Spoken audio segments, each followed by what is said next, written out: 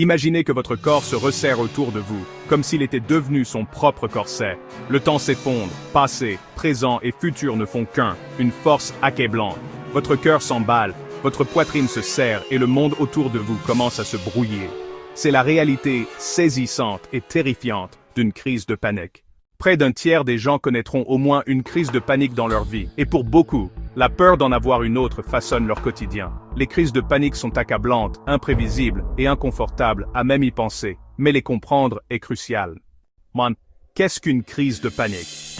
À la base, une crise de panique est une réaction de lutte ou de fuite de l'organisme qui s'emballe. Normalement, cette réaction est déclenchée par un danger immédiat, un chien menaçant, une voiture qui roule à toute vitesse ou une chute dangereuse. Tout commence dans l'amygdale, le centre de traitement de la peur du cerveau. Lorsque l'amygdale détecte un danger, elle active le système nerveux sympathique, libérant une poussée d'adrénaline.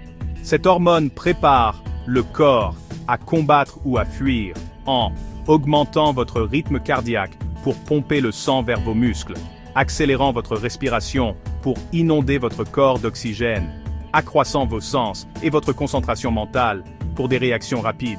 Votre cœur s'emballe de façon incontrôlable, votre respiration devient superficielle ou rapide, et vous pourriez vous sentir étourdi, tremblant, ou même engourdi dans les mains et les pieds. La plupart des crises de panique culminent en 10 minutes, bien que cela puisse sembler une éternité.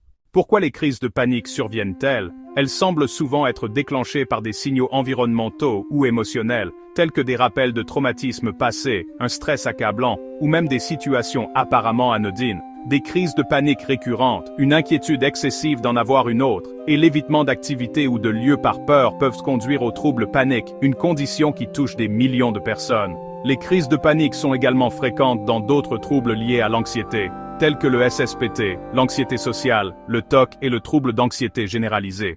Traiter les crises de panique. Heureusement, le trouble panique est traitable. Les deux approches principales sont les médicaments antidépresseurs et la thérapie cognitivo-comportementale, TCC, chacune ayant ses propres forces et limites. Médicaments antidépresseurs. Ces médicaments aident à réguler la chimie du cerveau, réduisant la fréquence des crises de panique. Thérapie cognitivo-comportementale, TCC. Cette approche se concentre sur l'enseignement d'outils pratiques pour gérer les crises de panique.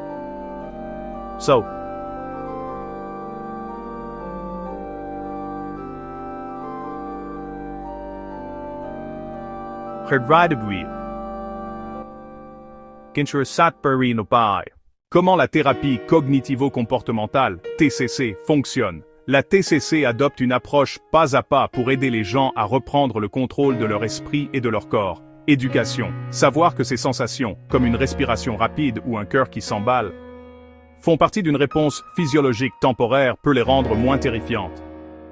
Exercices de respiration et de relaxation musculaire.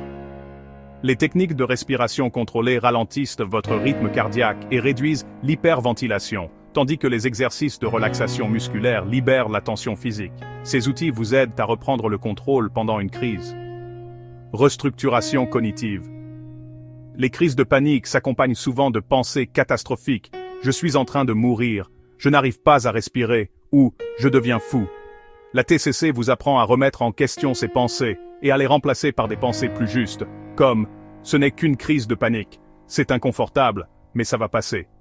Thérapie d'exposition. La dernière étape consiste à vous exposer progressivement aux sensations ou aux situations qui déclenchent vos crises de panique. En affrontant ces déclencheurs de manière contrôlée et répétée, vous pouvez rééduquer votre cerveau à ne plus les associer au danger. Même en dehors d'une thérapie formelle, de nombreuses personnes trouvent un soulagement grâce au même principe que la thérapie cognitivo-comportementale, TCC, promeut. Concentrez-vous sur votre respiration. Des respirations lentes et profondes peuvent calmer votre système nerveux et rétablir l'équilibre.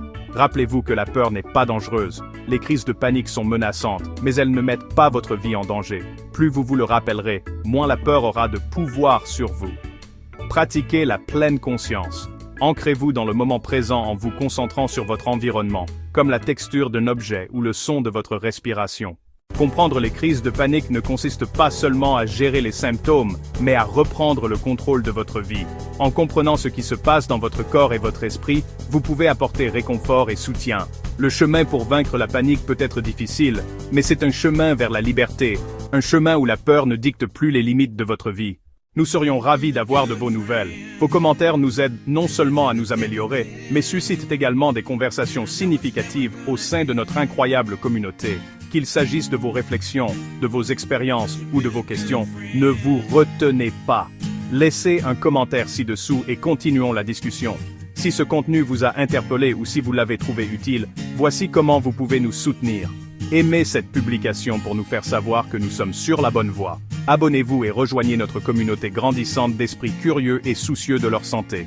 Activez la cloche de notification pour ne jamais manquer nos derniers comptes. Ça, cancel di dro, yananzon sa, nandro enfram, information et stratégie pour vivre votre vie la plus saine et la plus heureuse. Merci de faire partie de ce voyage. Nous n'aurions pas pu le faire sans vous. Continuons à apprendre et à grandir ensemble.